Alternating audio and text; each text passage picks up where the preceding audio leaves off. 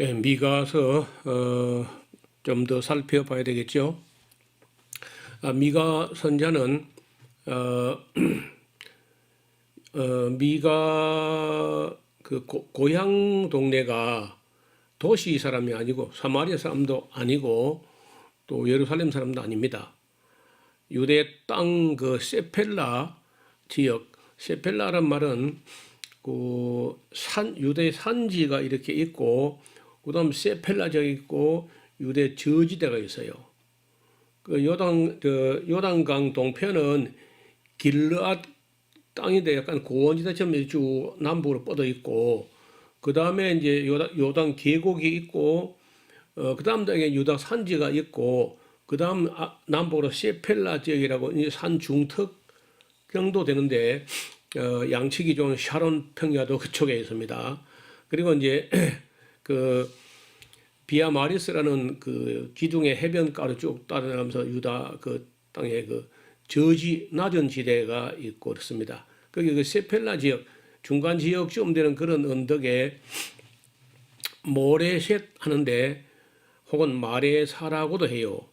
그래서 거기에는 블레셋 사람들의 땅하고 아주 가까운 그런 국경 지역인데 그래서 이제 어떤 때에서는요 그 모레셋을 가드 모레셋이라고 말하기도 합니다. 가드하고 모레셋과 가까이 붙어 있어요. 제가 사는 곳은 그 산청 땅인데 이걸 산청 하나만 안 부르고 붙여가지고 함양산청이다 이리 불러요. 그런 것처럼 가드 모레셋 하는 데가 가드 블레셋 성읍하고 모레셋하고 이제 그 연접해 있는 거죠. 미가는 시골 출신의 예언자로서 대도시 고관 대작들 가진 자들 기득권층 또 아니면은 재판장들 방백들 제사장들 이런 사람들 쳐서 예언합니다. 그리고 사회 정의뿐 아니라 특별히 경제 정의를 부르짖고 있습니다. 우리나라에 한때 경실련이라고 지금도 있는지 모르겠는데 경실련 경제정의실천연구회 이런 사람들의 정신이 바로 미가 같은 정신이에요. 그러니까 지도층 사람들의 부패함을 쳐서 예언하는 그런 스타일이에요. 그리고 이제 방백들, 두령들, 선지자, 재판장, 제사장 이런 다 내로라 하는 어떤 사람들이 백성을 섬기려 하지 않고 자기 배만 불리우고 약한 자들을 힘들게 어렵게 했다. 그런 얘기입니다. 미가는 참 목자, 그래서 정말 진심으로 훌륭한 그런 목자는 사마리아 다시 말하면 북왕국의 수도 거기서도 안 나오고 그렇다고 해서 그럼 예루살렘 나오느냐? 아니라는 겁니다. 예루살렘서도 안 나오고 사마리아도 안 나오고 평양도 안 나오고 서울도 안 나오고 어디서 나오냐? 저 유다 베들레헴 에브라다 그 작은 고을 거기서 참 목자가 오신다 이렇게 했는데 나중에 알고 보니까 그 베들레헴이 그 유명한 다윗의 고향이잖아요. 보아스와 다윗의 고향이고 거기서 베들레헴의 다윗의 후손으로 예수님이 오신 거예요. 그 요셉이 고향이 본적지가 베들레헴이라고 해가지고 나사렛에 살다가 베들레헴에게 호적 신고를 한 거 봤지 않습니까? 그 시대, 예수님이 태어날 시대를 말하는 어떤 정보는 다니엘서에 있다고 볼 수 있겠고 장소를 말하는 건 미가서 5장 2절 한 군데밖에 없어요. 딴 데는 전혀 어디서 태어난다는 정보가 없습니다. 훗날 이제 보니까 미가의 예언대로 예수님께서 그 시골 마을 베들레헴에서 태어나가지고 유대인의 왕으로 오셨다고 하지만은 단지 유대인의 왕 정도가 아니라 만왕의 왕이시고 만주의 주시다. 이렇게 우리가 예수님을 알게 되겠죠. 그리고 이제 미가는 이사야하고 거의 같은 시대인데 이사야는 좀 더 길게 사역을 해요. 그리고 이사야는 그 우시야, 요담, 아하스, 히스기야인데 미가는 우시야는 빼고 요담과 아하스, 히스기야. 이러니까 미가의 출발점은 이사야보다 조금 더 늦게 출발하는데 미가는 아마 짧게 사역한 것 같아요. 짧게.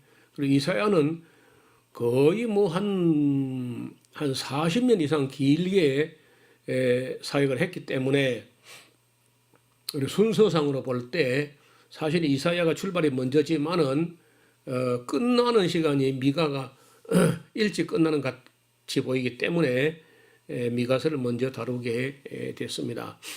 여기 앞을 보시면은요, 미가가 볼 때 이런 겁니다. 부자죠, 부자. 뭐 학자, 이런 이 가진 사람들, 뭐 기득권층 이런 사람들이 세상 사람들이 볼 때는 이 사람들이 막 복 받은 걸로 보이잖아. 성공한 사람, 복 받은 사람. 그런데 이런 사람이 이 레드 카펫 위를 걸어가게 되는 것은 밑에 수많은 사람들이 피땀 흘리면서 이렇게 죽을 보상을 노동을 해가지고 보상도 받지 못하고 땀과 피눈물로 이 사람도 흘렸는데 돈은 이 사람들 주머니에 다 있는 거야. 그러니까 이게 불합리하다. 제가 가끔 말씀드리는 그 제레미 벤담이라고 하는 사람이 공리주의 이야기를 하는데 이 사람들은 별로 공이 없어요. 이거는 공로도 없으면서 이익은 많이 가져간 거라. 이게 잘못됐다는 게 제레미 벤담의 공리주의라는 거야. 그래서 공을 세운 만큼만 이익을 가져가게 해서 최대 다수가 최대 행복을 골고루 누릴 수 있는 세상을 만들어야 된다. 이런 진보적인 그런 철학자가 바로 제레미 벤담이라는 사람이야. 이 사람은 공산주의, 사회주의 이런 것은 아니라 공리주의. 여러분들이 아마 그 어렴풋이 들어서 기억이 나실지 모르겠는데 공리주의라는 책이 나와 있으니까 한번 사서 읽어봐요. 공을 세운 만큼 공이 있는 자가 이윤도 가져가야 된다. 그래서 이제 이 공리주의가 무너지게 되면은 권력 가까이에서 권력을 이용해서 부를 독점하게 되고 부가 이 재화가 독점된 그 사람들이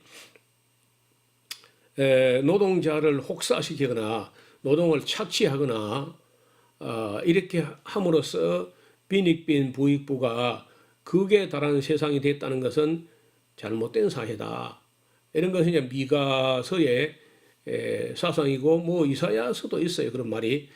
특히 예수님은 그런 면에 더하죠. 그런데 한국 기독교인들은 보면요. 잘못 생각하는 것 같아요. 한국 목사들은 위에 이런 사람들이 복 받은 것이고 이 사람들은 그냥 복을 못 받은 사람들이다. 기도는 많이 안 해서 그렇다. 주의 종을 잘 안 섬겨서 이렇다. 이런 식으로 하면 사기꾼들이죠, 완전히. 그리고 목회자들이 이런 사람들을 보고 책망을 하는 게 아니고 이런 사람을 축복하고 이런 사람들은요 주의 종을 더 잘 섬기라, 기도 많이 해라, 뭐 이런 식으로 하면은 그 교훈이 잘못된 거예요. 그 목사는 잘못된 목사예요. 그래서 이런 사회 불평등이라는 게 너무 심화되게 되면은 나중에 이제 이게 너무 어느 정도 말이지 이게 너무 이 차이가 많이 나게 되면은 이 사람들 숫자가 얼마 안 되고 이거는요 배만 튀어나왔지 근육도 없어요. 싸움도 잘 못해. 그래 이 사람들이 일을 많이 하고 근육도 있고 뭐 하다 못해 낫이나 세상이나 이런 걸 가지고 막 폭동이 나면 너 이거 어떻게 감당할래? 이렇게 말한 게 칼 마르크스 이론이거든요. 그게 맞는 말이거든. 칼 마르크스가 공산주의 그 다 맞는 건 아니야. 공산주의가 다 맞는 건 아니지만은 너희 부자들이 자본 좀 있다고 이걸 다 대물림하면서 이런 사람이 너무 착취하고 혹독하게 억압하고 갑질하고 이렇게 하다가 이 사람들이 숫자가 많고 근육질인데 이게 폭동이 나면 당신들이 어떻게 감당할 것이냐. 한데 이 말을 달게 안 듣고 칼막스를 쫓아내버린 나라는 공산주의 혁명이 나가지고 세상이 발칵 뒤집혔죠. 근데 그 칼막스가 쫓겨났을 때 그 막스의 망명을 받아준 영국에서는 막스의 말이 일리가 있다. 일정 부분. 다만은 아니지만 일정 부분 일리가 있다. 해가지고 노동자 처우 개선을 했기 때문에 유일하게 영국에서는 공산주의 혁명이 아니란 겁니다. 그런 것도 우리가 역사사 사상사에서 공부를 좀 해봐요. 그런지 안 그런지. 전 세상에 공산주의 혁명이 안 일어난 나라가 딱 두 나라가 있는데 영국하고 미국이죠. 미국이 독립을 해서 그렇지 사실은 미국도 뭐 원래는 영연방에 속하잖아요. 어떻든 그 사람들은 그래도 제대로 뭐 다 하지는 못했지만은 어느 정도 인식을 한 거예요. 막스 이론에 대해서. 그래서 노동에 대한 처우를 개선해야 된다 인식을 했기 때문에 그 영국에서 공산주의 혁명이 안 일어난 거죠. 독일에서 그 무시했다가 공산혁명이 나죠. 동독이 절반이 날아갔잖아요. 러시아 땅 봐요. 동굴아파 전부 다 일어났죠. 중국 봐요. 뭐 아프리카부터 아시아, 동남아 일대가 다 우리나라까지 전부 다 이 사람은 눌려 있다가 폭동이 난다는 걸 이제 봤지 않습니까? 그래서 이걸 제일 겁내는 게 지금은요. 딴 데는 다 지나갔습니다. 다른 나라는 이게 다 공산주의 혁명이 다 지나갔어 가지고 이제 오히려 한번 지나간 데는 그런 폭탄은 잘 안 떨어져요. 그런데 안 지나간 데가 있는데 그게 영국과 미국은 안 지나간 거야 아직도. 그래서 미국 사람들은요 제일 겁나는 게 이 노동자들이 폭동이 나는 걸 제일 겁을 냅니다. 지금도. 근데 그 공산주의가 가져오는 뭐 총칼이 겁나는 게 아니고 총칼이 미국이 더 많지. 제일 겁나는 게 뭐냐? 이런 사람들이 폭동이 나게 되면 어떡하느냐? 지금도 미국은요 말 안 해서 그렇지 벌벌 떨고 있습니다. 이 폭동 나가 싶어서. 또 가뜩이나 미국이 개인들이요 총을 소지할 수 있어. 그리고 그 예를 들어서 가진 사람들 부자들만 총을 가지면 좋겠는데 그거 안 되거든요.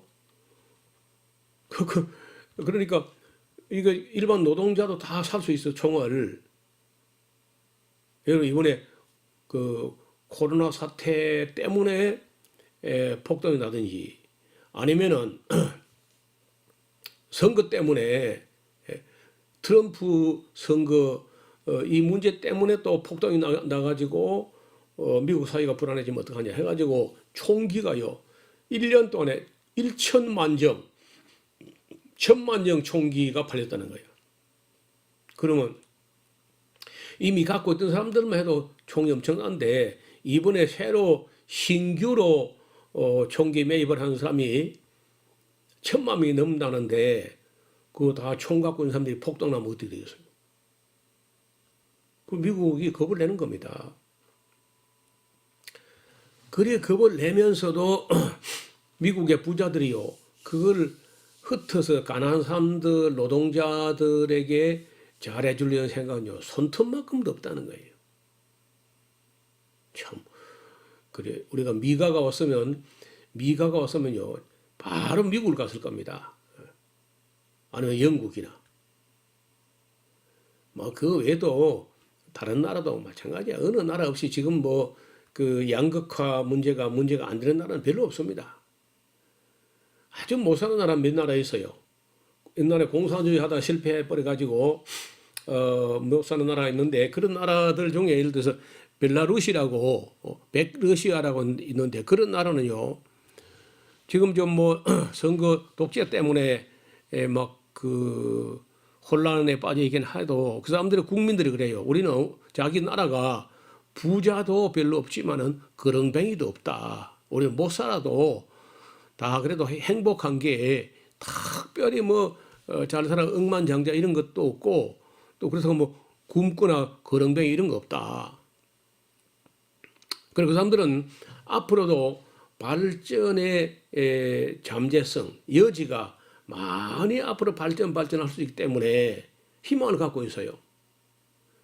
너무 발전해 나간 나라는요, 더 발전할 길도 별로 보이는 게 없고, 거기다가 더 발전하게 되면은 뭐 소위 말해서 제4차 산업혁명, 로봇과 AI가 다 처리해버리고 나면은 사람들 직장을 잃어버리는 그런 나라까지 간 사람들은요, 직장 잃어서 실업자가 될까 싶어 또 벌벌 떨어야 돼.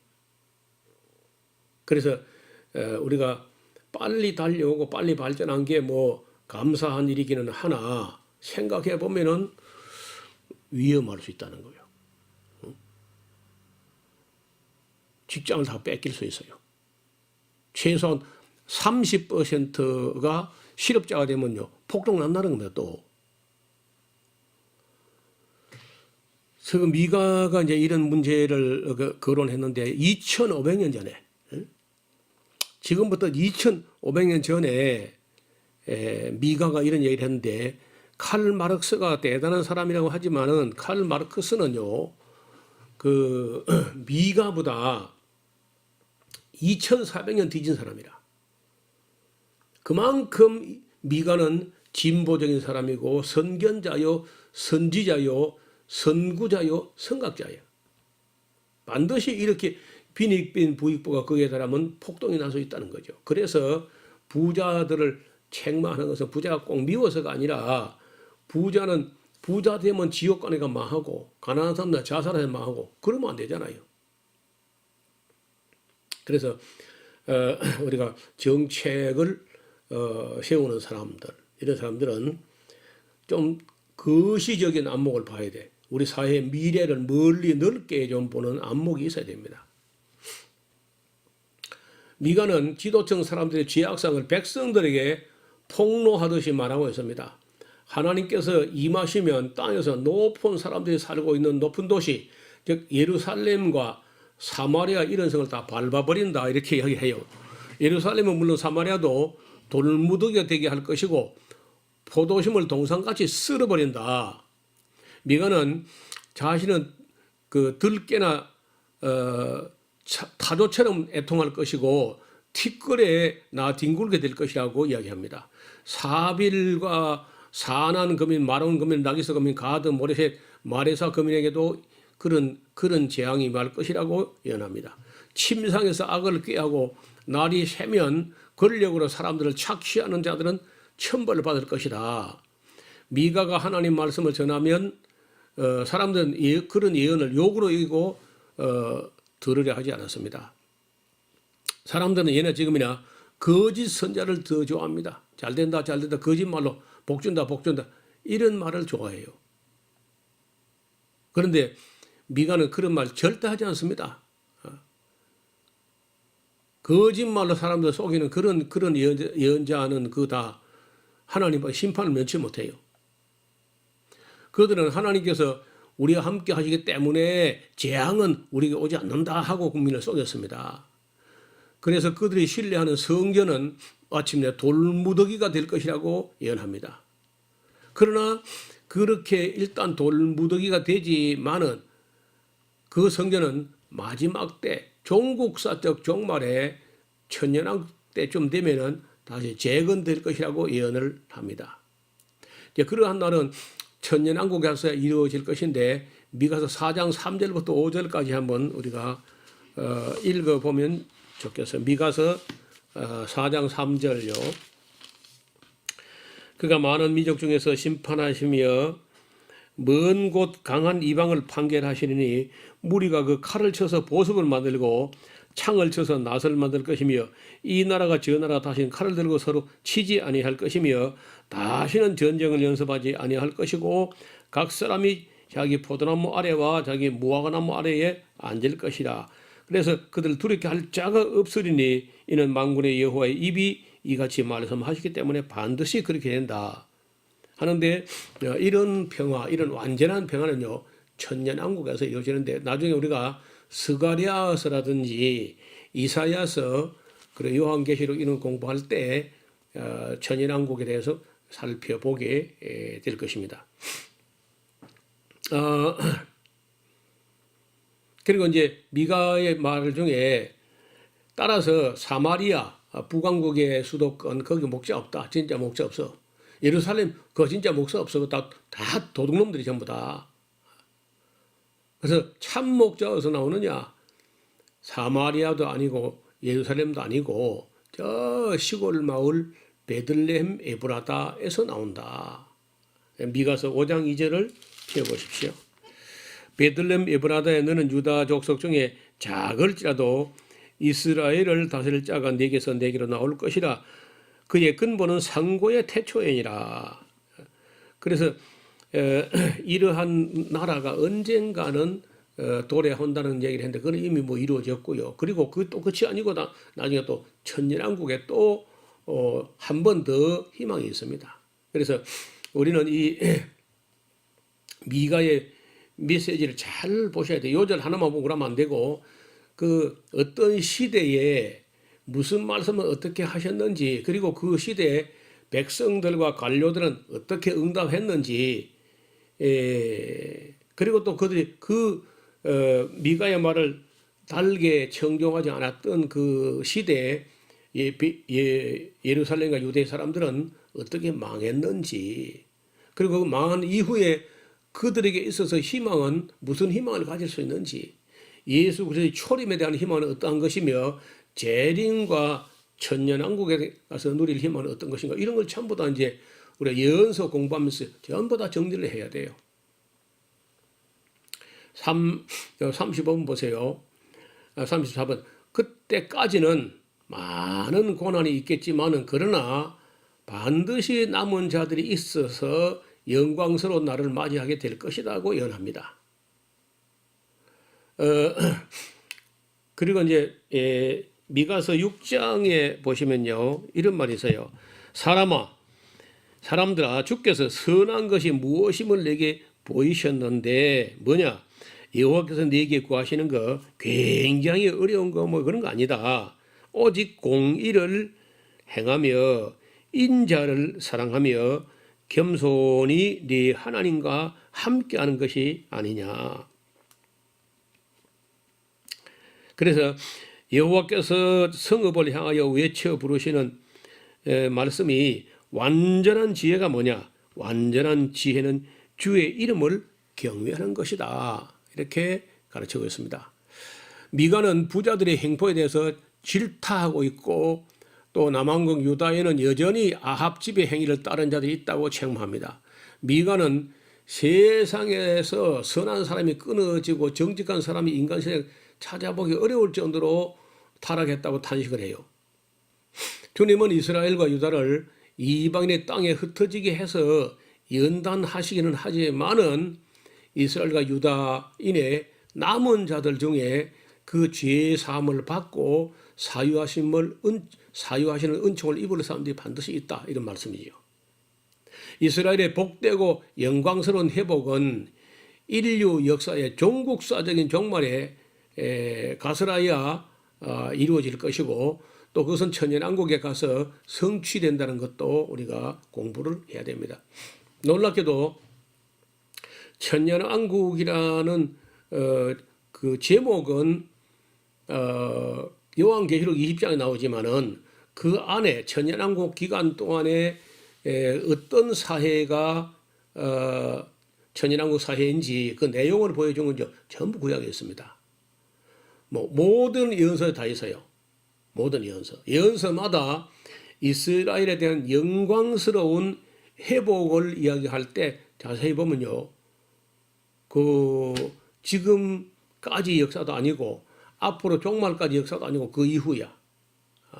그러니까 예언서를 볼 때 이스라엘 백성들의 이스라엘 나라의 영광스러운 회복에 대해서 예언한 걸 자세히 읽어보면은 지금 이 역사의 연장선상에서는 이루어지지 않아요. 그럴 수가 없어요. 그리고 그것은 천년왕국 때 이루어진다는 것이 거의 확실히 믿을 수 있습니다. 제가 그래서 이 예언서 안에 이스라엘 백성들 유대인들의 연합된 영광, 통일된 영광, 지극한 영광, 지극히 복된 영광스러운 회복은 전부 다 천년왕국 때 가서 이루어진다 하는 것을 총정리해 가지고 제가 쓴 책 중에 천년왕국론이 있습니다. 혹 필요하신 분들은 저와 같이 공부하는 중에 구입해서 공부할 수도 있겠습니다. 오늘은 이 정도 해서 미가서를 정리했습니다. 다음 시간에 우리는 아마 이사야서 안에서 같이 만나게 되겠습니다. 감사합니다.